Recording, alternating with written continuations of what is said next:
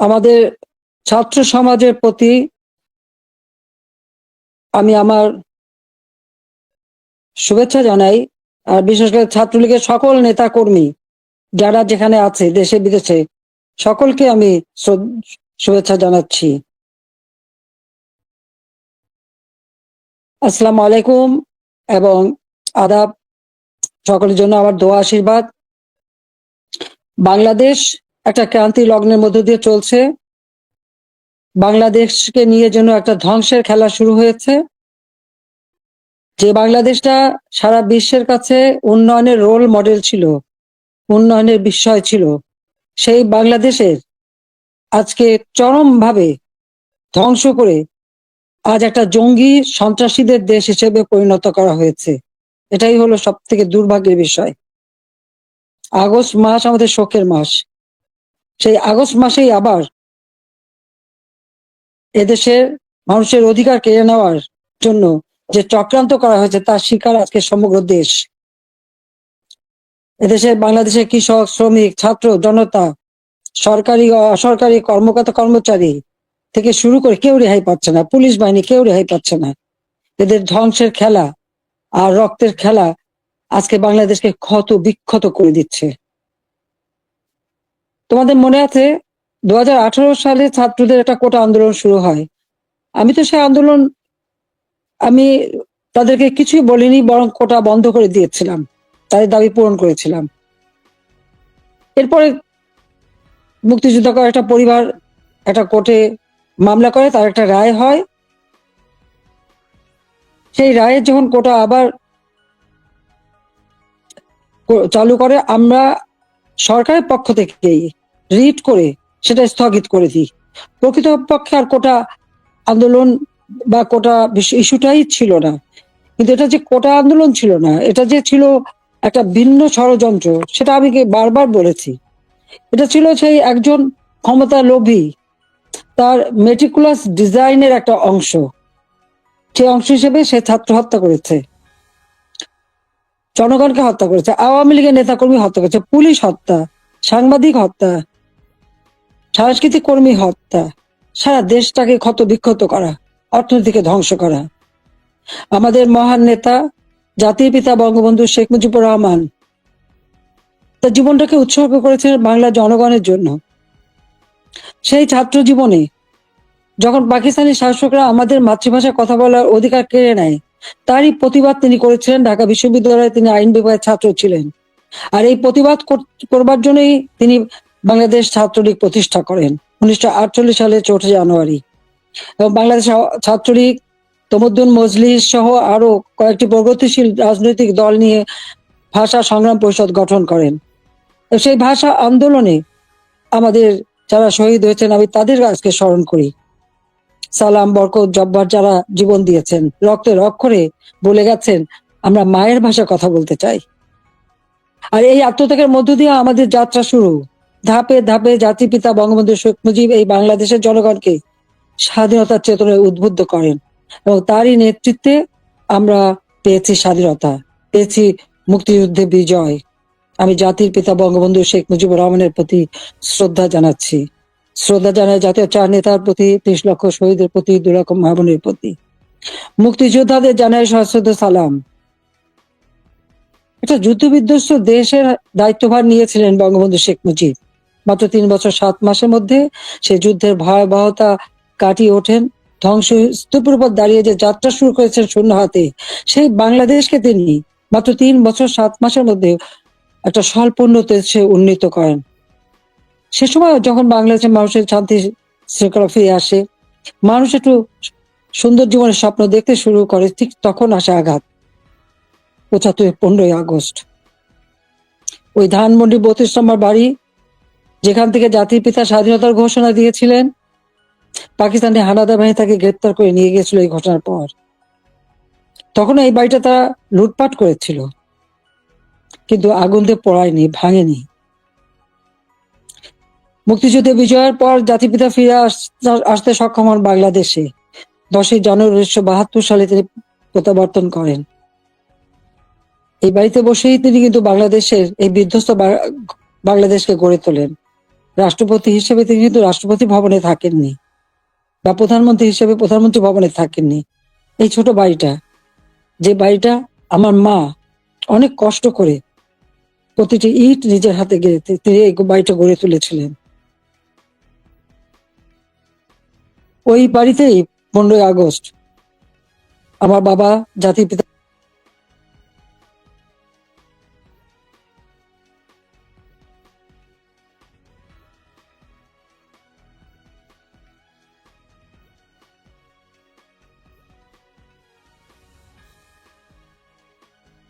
ঘাতকের নির্মম বুলেট আঘাতে তিনিও জীবন হারান।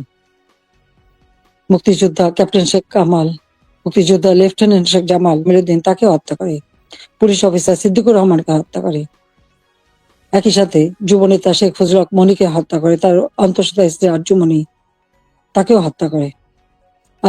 আব্দুর রব সানিবাদ, যিনি স্বাধীনতার সংগঠক ছিলেন, তাকে হত্যা করে। তার 10 বছরের ছেলে আরিফ, 13 বছরের মেয়ে বেবি, 4 বছরের নাতি সুকান্ত সহ ওই পরিবারের সদস্যদের নির্মমভাবে হত্যা করে।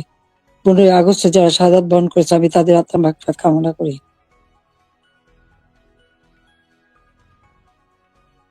বাংলাদেশের ইতিহাসের সাথে ছাত্রলীগের ইতিহাস জড়িত। জাতির পিতা বঙ্গবন্ধু শেখ মুজিব বলেছিলেন, ছাত্রলীগের ইতিহাস বাংলাদেশের ইতিহাস। প্রতিটি সংগ্রাম, মুক্তিযুদ্ধে ছাত্রলীগের অবদান রয়েছে। 75-এর পর গণতান্ত্রিক অধিকার প্রতিষ্ঠার জন্য যে সংগ্রাম করি, সেখানেও শহীদের তালিকায় ছাত্রলীগের সংখ্যাটাই বেশি। বারবার আঘাত এসেছে, একের পর এক কূ হয়েছে, হত্যা, কূ, ষড়যন্ত্রের রাজনীতি শুরু হয়েছে। সেখান থেকে বাঙালি জাতিকে উদ্ধার করে আমরা এদেশে গণতন্ত্র প্রতিষ্ঠা করি।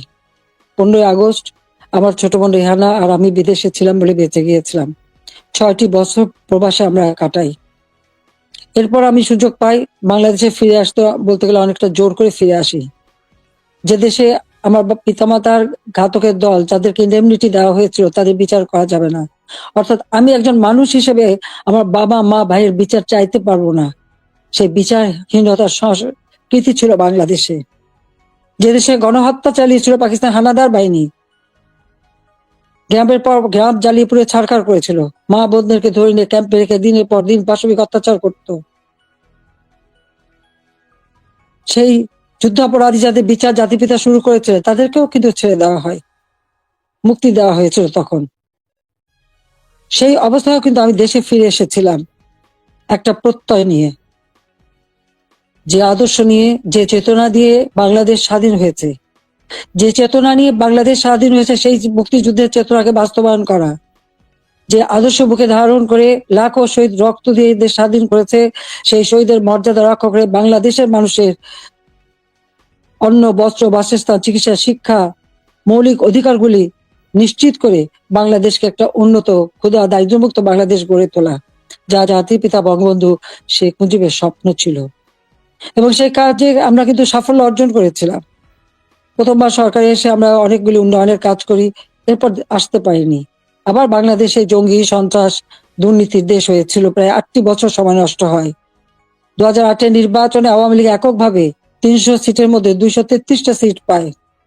বাংলাদেশের মানুষের আস্থা, বিশ্বাস অর্জন করে সরকার গঠন করি। 2009 সাল থেকে 2024 সাল এই বাংলাদেশ উন্নয়নশীল দেশের মর্যাদা পায়। যখন আমরা জাতির পিতার জন্মশতবার্ষিকী 2020 সালে এবং স্বাধীনতার সুবর্ণ জয়ন্তী 2021 সালে উদযাপন করি, তখনই কিন্তু বাংলাদেশ উন্নয়নশীল দেশের মর্যাদা পায় এবং জাতিসংঘ স্বীকৃতি দেয়। জাতির পিতা বঙ্গবন্ধু শেখ মুজিবের সেই ঐতিহাসিক 7ই মার্চের ভাষণ, সে ভাষণও ইউনেস্কো বিশ্ব প্রামাণ্য দলিলে স্থান করে দেয়। কারণ যে ভাষণ পৃথিবীর বিভিন্ন দেশে সামরিক, অসামরিক নেতারা ভাষণের মধ্য দিয়ে মানুষকে উজ্জীবিত করেছে, সেই ভাষণগুলির মধ্যে প্রায় 2500 বছরের সকল ভাষণের মধ্যে জাতিপিতা বঙ্গবন্ধু শেখ মুজিবের ভাষণটি সর্বশ্রেষ্ঠ ভাষণ হিসেবে গণ্য হয়। আন্তর্জাতিক প্রামাণ্য দলিলে তার স্থান পেয়েছে। বাংলাদেশে এখন জাতির পিতা বঙ্গবন্ধু শেখ মুজিবের ভাষণ নিষিদ্ধ করেছে, কিন্তু আন্তর্জাতিকভাবে তো তার স্বীকৃতি পেয়েছে। 21শে ফেব্রুয়ারি সারা বিশ্বে আন্তর্জাতিক মাতৃভাষা দিবস হিসেবে স্বীকৃতি পেয়েছে, যেটা আওয়ামী লীগ সরকার এসেই আমরা সেই উদ্যোগ নিয়েছিলাম এবং ইউনেস্কো কর্তৃক সেটা স্বীকৃতি পেয়েছিল। বাংলাদেশের উন্নয়ন, এটা তো শুধু কথা তো কেউ বলতে পারবে না যে উন্নয়নটা শুধুমাত্র আমরা একটি দলের জন্য করেছি। এই উন্নয়নটা সারা দেশের মানুষের জন্য। আমরা দেশের ছেলে মেয়েদের, আমাদের ভবিষ্যৎ প্রজন্ম, তরুণ সমাজ যারা এদেশের একদিন কর্ণধার হবে, তাদের জন্য মানসম্মত শিক্ষার পরিবেশ আমরা তৈরি করেছিলাম, যেখানে ছিল অনবরত সেশন জট। সেখান থেকে মুক্ত করে আমরা শিক্ষার পরিবেশ তৈরি করি। সাথে সাথে ব্যাপকভাবে যাতে তরুণ সমাজের কর্মসংস্থান সৃষ্টি হয়, তার জন্য আমি সমস্ত কিছু বেসরকারি খাতে উন্মুক্ত করে দিই। আমাদের দেশে মাত্র একটা টেলিভিশন ছিল, একটা রেডিও ছিল, কোনো মোবাইল ফোন ছিল না, ডিজিটাল ফোন ছিল না। ডিজিটাল বাংলাদেশ গড়ে তোলা এবং টেলিভিশন রেডিওকে বেসরকারি খাতে উন্মুক্ত করে দেওয়া, ব্যাংক, বিমান থেকে শুরু করে প্রতিটি প্রতিষ্ঠান বেসরকারি খাতে উন্মুক্ত করে দিয়েছিলাম একটা লক্ষ্য নিয়েই, যে আমাদের তরুণ সমাজের কর্মসংস্থানের ব্যবস্থা হবে। সেই লক্ষ্য নিয়েই আমাদের দেশের উন্নয়নের যত পরিকল্পনা আমরা নিয়েছি, সে পরিকল্পনাগুলি ছিল একেবারে গ্রাম পর্যায় পর্যন্ত। আমার গ্রাম আমার শহর, সেভাবে যেন প্রত্যেকটা গ্রাম গড়ে ওঠে এবং প্রত্যেকটা গ্রামের মানুষ যেন নাগরিক সুবিধা পায়, সেই ব্যবস্থাও আমরা করেছিলাম। ডিজিটাল বাংলাদেশ গড়ে তুলব, প্রতিটি ইউনিয়ন পর্যায় পর্যন্ত আমরা ডিজিটাল সেন্টার খুলে দিই, সেখানে কর্মসংস্থানের ব্যবস্থা হয়। আমাদের দেশে একসময় মানুষ কোনো ইন্টারনেট ব্যবহার করতো না, আজকে 13 কোটি মানুষ কিন্তু ইন্টারনেট ব্যবহার করে। মোবাইল ফোন ছিল না, সেই মোবাইল ফোনও উন্মুক্ত করে দিই এবং এখন 18 কোটি সিম ব্যবহার হয়।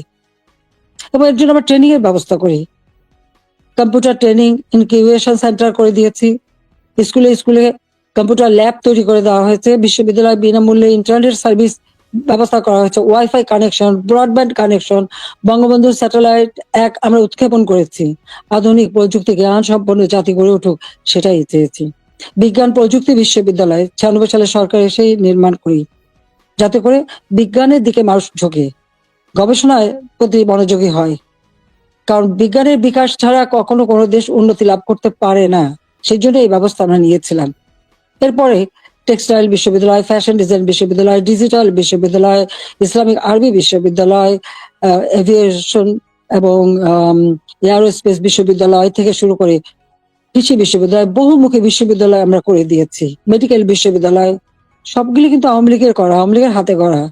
একটা ইনস্টিটিউট করে দিয়েছি, ব্যাপকভাবে কর্মসংস্থান সৃষ্টি করেছে। পাবলিক সার্ভিস কমিশনে প্রতি বছর নিয়মিত পরীক্ষা হওয়া শুরু করে, ছেলে মেয়েরা যথাযথভাবে মেধার ভিত্তিতেই কিন্তু চাকরি পেয়েছে, কাজ পেয়েছে। কর্মসংস্থান ব্যাংক প্রতিষ্ঠা করে দিয়ে, যেখান থেকে বিনা জামানতে ঋণ নিয়ে সবাই যেন কাজ করতে পারে, কর্মসংস্থান ব্যবস্থা যাতে হয়, ব্যাপক হারে যেন বিদেশি বিনিয়োগ আসে, সেই সুযোগ আমরা সৃষ্টি করে দিই এবং সেই বিনিয়োগ এসেছে। 2009 সালে সরকার এসে আমি প্রেক্ষিত পরিকল্পনা প্রণয়ন করি 2010 থেকে 2021। যার লক্ষ্য ছিল বাংলাদেশকে আরো উন্নত করা, বাংলাদেশের মানুষের জীবন মান উন্নত করা, আধুনিক বিশ্বের সঙ্গে যাতে তাল মিলিয়ে চলতে পারে সেই ব্যবস্থা করা, এবং সেটাই আমরা কিন্তু করেছিলাম। আজকে আমাদের এটা বললে চলবে না যে মুক্তিযুদ্ধ, জাতির পিতা বঙ্গবন্ধু শেখ মুজিবের অবদান এবং গণতন্ত্র প্রতিষ্ঠার সংগ্রাম, এর সব কিছুই কিন্তু আমাদের আন্দোলন সংগ্রামের ফসল। জাতির পিতা বঙ্গবন্ধু শেখ মুজিব যদি এদের স্বাধীন না করতেন, তাহলে আমরা কোথায় থাকতাম? পাকিস্তানের একটা প্রদেশ। পাকিস্তান না বলে একজন বাঙালি কিন্তু সেক্রেটারি হতে পারেনি, একজন বাঙালি কিন্তু মেজর জেনারেল পর্যন্ত যেতে পারেনি, মাত্র মেজর হিসেবে থাকতে পারতো, একজন মাত্র কর্নেল ছিল। পাকিস্তান আমলে কিন্তু আমাদের শিক্ষার কোনো উচ্চশিক্ষার সুযোগই ছিল না। এমনকি বিদেশে যেতে হলে ওই পাকিস্তানের রাজধানীতে যে বিদেশের আমাদের পাসপোর্ট এবং ভিসা নিতে হতো, আন্তর্জাতিক ফ্লাইট করাচি থেকে নিতে হতো, সেটা আমার নিজের অভিজ্ঞতা আছে।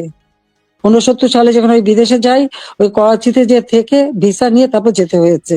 কিন্তু দেশ স্বাধীন হবার পরে তো সেটা ছিল না। আমদানি রপ্তানি ব্যবসা পূর্ববঙ্গে কেউ করতে পারতো না, ওই পাকিস্তানে যেই করতে হতো। কিন্তু আমরা স্বাধীনতা অর্জন করতে পেরেছি বলেই সকল সুযোগ আমরা পেয়েছি, আমাদের ছেলেমেয়েরা উচ্চ শিক্ষার সুযোগ পেয়েছে। আমাদের মুক্তিযুদ্ধের ইতিহাস আমাদের গৌরবের ইতিহাস, আমাদের বিজয়ের ইতিহাস। এই ইতিহাসকে মুছে ফেলতে পারবে না। আমি জানি এটা মুছে ফেলার চেষ্টা হচ্ছে, সংবিধানকে ধ্বংস করা, জাতীয় পতাকা ধ্বংস করা, অনেক চেষ্টাই করা হয়েছে। কিন্তু লাখো শহীদের রক্তের বিনিময়ে যে পতাকা পেয়েছি, যে সংবিধান পেয়েছি, যে স্বাধীনতা পেয়েছি, তা ওই কয়েকজন বুলডোজার দিয়ে ভেঙে ঘুরিয়ে দেবে এ শক্তি তাদের হয়নি এখনো। এটা তাদের দুর্বলতার প্রকাশ। তারা একটা দালান ভাঙতে পারে, কিন্তু ইতিহাসকে তারা ধ্বংস করতে পারে না। ইতিহাস কিন্তু তার প্রতিশোধ নেয়, এটাও তাদের মনে রাখতে হবে। একবার মুছে ফেলা হয়েছিল 75-এর পর, এরপর আবার এখন শুরু। যারা এটা করছে তারা তাদের হীনমন্যতার পরিচয় দিচ্ছে। তাদের কাছে বোধহয় বাংলাদেশের স্বাধীনতাটা পছন্দ হয় না, ওই পাকিস্তানিদের মানে অধীনে থাকা আর তাদের পদলেহন করাটাই তাদের বোধহয় পছন্দ। আজকে অন্তত আমরা বলতে পারি, জাতির পিতা স্বাধীনতার পর যুদ্ধ বিধ্বস্ত দেশ যখন গড়ে তোলেন, তখনও কিন্তু ছাত্রছাত্রীদের বিনামূল্যে বই দিতেন, বিনামূল্যে কাপড় চোপড় দিয়েছেন, প্রত্যেক বাড়ি বাড়ি ত্রাণ সামগ্রী পৌঁছে দিয়েছেন। বাংলাদেশের মানুষের কল্যাণে তিনি কাজ করে দিয়ে গেছেন এবং পথ দেখিয়ে দিয়ে গেছেন। আর তারই পদক অনুসরণ করে আমরা বাংলাদেশ পরিচালনা করে বাংলাদেশকে কিন্তু উন্নত করেছি। আজকে আমরা বিনামূল্যে পাঠ্য পুস্তক দিতাম 1 জানুয়ারি। আমার প্রশ্ন, এবছরে কেন এখনো বই দিতে পারলো না? ফেব্রুয়ারি মাস শুরু হয়ে গেছে, এখনো বই দিতে পারেনি। অথচ কোভিডের সময় যখন অর্থনৈতিক মন্দা বিশ্বব্যাপী, তখন আমরা ঠিক 1 জানুয়ারি আমাদের শিক্ষার্থীদের হাতে বই তুলে দিয়েছিলাম সময় মতো। তাদের পড়াশোনা, স্কুলে যাওয়া বন্ধ ছিল, অনলাইনে পড়াশোনা করা বা টেলিভিশনের মাধ্যমে এক একটা ক্লাসগুলি সেটা তুলে ধরা তাদের কাছে। ঘরে বসে আমার ঘর আমার স্কুল এই কর্মসূচি বাস্তবায়নের মাধ্যমে পড়াশোনা যাতে অব্যাহত থাকে সেই ব্যবস্থাই আমরা করে দিয়েছিলাম। প্রত্যেকটা শিক্ষা প্রতিষ্ঠান একেবারে প্রাইমারি লেভেল থেকে নিয়ে শুরু করে সবগুলি কিন্তু উন্নতি আমরা করেছি। মাদ্রাসার শিক্ষার উন্নতি করেছি, স্বীকৃতি দিয়েছি, কমই মাদ্রাসাকেও আমরা স্বীকৃতি দিয়েছি এবং অনেক মাদ্রাসা আমরা সরকারিকরণ বা সেগুলি আমরা যাতে আমাদের সব রকম সহযোগিতা পাই সেই ব্যবস্থা আমরা করে দিয়েছি। আমাদের শিক্ষা যাতে কোনো মতে ক্ষতি না হয়, প্রত্যেকটা ছেলেমেয়েরা যাতে স্কুলে যেতে পারে, প্রি প্রাইমারি শিক্ষা আমরাই প্রতিষ্ঠিত করি এবং সেই সাথে সাথে মায়ের নামে আমরা একটা বিশেষ অনুদান পাঠাতাম বাচ্চাদের স্কুলে পাঠানোর জন্য। উপবৃত্তি দেওয়া, বৃত্তি দেওয়া এবং উচ্চশিক্ষার সুযোগ করে দেওয়া, সেই পদক্ষেপ আমরা নিয়েছিলাম যাতে আমাদের গরিব মেধাবী ছেলে মেয়েরা যথাযথভাবে পড়াশোনা করতে পারে। সেই সুযোগটা আমি করে দিয়েছিলাম। 4 কোটির উপর শিক্ষার্থী এই সুযোগ পেত। এমনকি বঙ্গবন্ধু মেমোরিয়াল ট্রাস্ট, আমরা যখন দেশে ফিরে আসি, ওই বাড়িটি আমরা তো ব্যক্তিগত কাজে ব্যবহার করিনি। 32 নম্বরের বঙ্গবন্ধু ভবন আমরা 2 বোন জনগণকে দান করে দিয়েছিলাম বঙ্গবন্ধু মেমোরিয়াল ট্রাস্ট করে, এবং সেখানে একটি মিউজিয়াম করেছিলাম সেই স্মৃতি রক্ষার জন্য। আর সেই ট্রাস্টের মাধ্যমে ছাত্র ছাত্রীদের আমরা বৃত্তি দিতাম, কম করে হলেও 500 টাকা, উপরে 2000 টাকা। মেডিকেল ইঞ্জিনিয়ারিং পর্যন্ত যারা পড়তো সকলের জন্য এই বৃত্তি উন্মুক্ত ছিল। 1800 শিক্ষার্থীকে আমরা বৃত্তি দিতাম। তাছাড়া অনেক দুস্থ এবং গ্রেনেড হামলা আহত নিহত পরিবার, তাদেরকে মাসোহারা দিতাম। কোভিডের সময় এই বঙ্গবন্ধু মেমোরিয়াল ট্রাস্ট থেকেই 5 কোটি টাকা দিয়ে আমি ফান্ড করে দিয়েছিলাম প্রাইম মিনিস্টার অফিসে, যেখান থেকে কোভিডে যারা আক্রান্ত তাদের সহযোগিতা করা। আমরা ভূমিহীন গৃহহীনদের ঘর বাড়ি করে দিই, বঙ্গবন্ধু মেমোরিয়াল ট্রাস্ট থেকে 5 কোটি টাকা দিয়ে আমি বিশেষ তহবিল গঠন করে দিই, যেখানে জমি পাওয়া যেত না সেই জমি ক্রয় করে ভূমিহীন গৃহহীন মানুষকে ঘর বাড়ি করে দেওয়া। যাদের ঠিকানা ছিল না তাদের আমি ঠিকানা দিয়েছিলাম। এমনকি এই আশ্রয়ণ প্রকল্পের থেকে পুলিশের চাকরিও পেয়েছে আমাদের অনেক ছেলে মেয়ে, কারণ তাদের ঠিকানা হয়েছিল, আগে তাদের ঠিকানা ছিল না। 58টা জেলা ভূমিহীন গৃহহীন মুক্ত করেছিলাম। আমাদের লক্ষ্য ছিল যে আমরা সমগ্র জেলায় কোনো মানুষ ভূমিহীন গৃহহীন থাকবে না, সকলের একটা মর্যাদা থাকবে। ঢাকা শহরে বস্তিবাসীর জন্য আমি ফ্ল্যাট বাড়ি নির্মাণ করে সেখানে তাদের থাকার ব্যবস্থা ভাড়া ভিত্তিক, বস্তিতে যে ভাড়া দিত সেই ভাড়া দিয়ে যা থাকতে পারে সেই ব্যবস্থা করেছি। আমাদের দেশের যারা সুইপার, হরিজন, দলিত শ্রেণী, তাদেরকে ফ্ল্যাট বাড়ি নির্মাণ করে দিয়েছি। এবং আমাদের বেদে কুষ্ঠরোগী, হিজড়া, প্রতিটি অনগ্রসর যারা, তাদের জন্য বিনামূল্যে ঘর এবং তাদের জীবন জীবিকার ব্যবস্থা আমরা করে দিয়েছি। বাংলাদেশে আমি যখন 96 সালে সরকার গঠন করি মাত্র 1600 মেগাওয়াট বিদ্যুৎ ছিল। আমি 4300 মেগাওয়াটে উন্নীত করেছিলাম। কিন্তু পরবর্তীতে 8 বছর পর যখন আবার সরকার আসি তখন পেয়েছিলাম মাত্র 3200 মেগাওয়াট। আমরা উদ্যোগ নিই, ঘরে ঘরে বিদ্যুৎ দেব, প্রতিটি ঘর আলোকিত করব। আমাদের কথা রেখেছি, প্রত্যেক ঘরে ঘরে আমরা বিদ্যুৎ পৌঁছে দিয়েছিলাম, প্রতিটি ঘর আলোকিত করেছিলাম। আমাদের লক্ষ্য ছিল যে একটি মানুষও কুড়ে ঘরে বাস করবে না, নিদেন পক্ষে একটা টিনের ঘরে হলেও তাদের দেব। সেটা কিন্তু আমরা দিতে পেরেছি এবং এর পরবর্তীতে এসে সেমি পাকা ঘর আমরা দিয়ে দিয়েছি যাতে মানুষ বাঁচতে পারে। খেলাধুলায় আরো আগ্রহী যাতে হয়, ক্রিকেট টেস্ট ম্যাচ সেটাও আমার সময় অর্জন করা এবং সেই সঙ্গে সঙ্গে তাদের ট্রেনিং করানো। ক্রিকেট, ফুটবল বা দেশীয় খেলা, হকি, প্রত্যেকটা খেলার সুযোগ আমরা করে দিয়েছি এবং ছেলে মেয়ে উভয় সুযোগ পেত।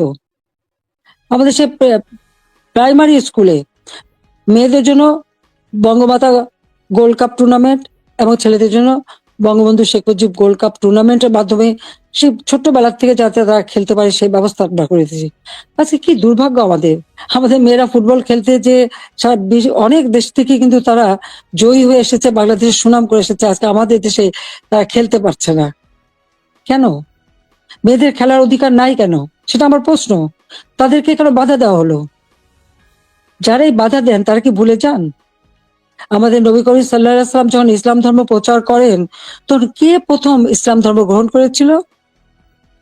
ইসলাম ধর্ম গ্রহণ করেছিল একজন নারী, তিনি বিবি খাদিজা, তিনি প্রথম ইসলাম ধর্ম গ্রহণ করেন। সে কথাটা তাদের ভুললে চলবে না। মায়ের পেটে সন্তান জন্ম নেয়, আর সেই মায়ের জাতিকে অবমাননা করা কেন, সেটা আমার প্রশ্ন। খেলাধুলা, সংস্কৃতি চর্চা, সাহিত্য চর্চা, এই সংস্কৃতি তো আমাদের অধিকার, সকলের অধিকার। এখানে নারী পুরুষ কোনো ভেদাভেদ থাকতে পারে না, আর ইসলাম ধর্ম কখনো তা বলে না। কিন্তু আজকে আমরা দেখছি শুধু মেয়েদের খেলতে যে দেওয়া হয় না তা না, শিক্ষকদের লাঞ্ছিত করা হয়। এটা কেমন ধরনের কথা? শিক্ষক আমাদের গুরুজন, তাদের প্রতি আমাদের সম্মান দেখাতে হবে, আর সেই সম্মান যা আমরা দেখাই সেটা তো আপনারা জানেন। এমনকি আমি প্রধানমন্ত্রী হবার পরেও আমার ইউনিভার্সিটির শিক্ষক, তাদেরকে আমি সম্মান করতাম। আমার স্কুলের শিক্ষক যাদের সঙ্গে দেখা হওয়ার সাথে সাথে আমি সম্মান করতাম, তাদের পা ধরে সালাম করতাম, তখন শিক্ষক গুরুজন। কিন্তু আমি জানি না এই কোটা আন্দোলনের নামে এমন একটা পরিবেশ সৃষ্টি করে ফেলা হলো যে ছাত্র ছাত্রীরা শিক্ষকদের অপমান করে, তাদের গলায় জুতার মালা পরায়, তাদেরকে গাছের সাথে বাঁধে, তাদেরকে দিয়ে জোর করে পদত্যাগ করায়। কেন এই ধরনের বেয়াদবি কেন শিখাবে বা এই শিশুদের, কমলমতি শিশুদের এবং ছাত্রছাত্রীরা কেন এই বেয়াদবি করবে? আজকে ছাত্রছাত্রীরা শিক্ষকদের বয়কট করে। এই ধরনের অদ্ভুত আচরণ আমি জানি না পৃথিবীর আর কোনো দেশে আছে কিনা। তাহলে আমরা কি পরিচয় দেব?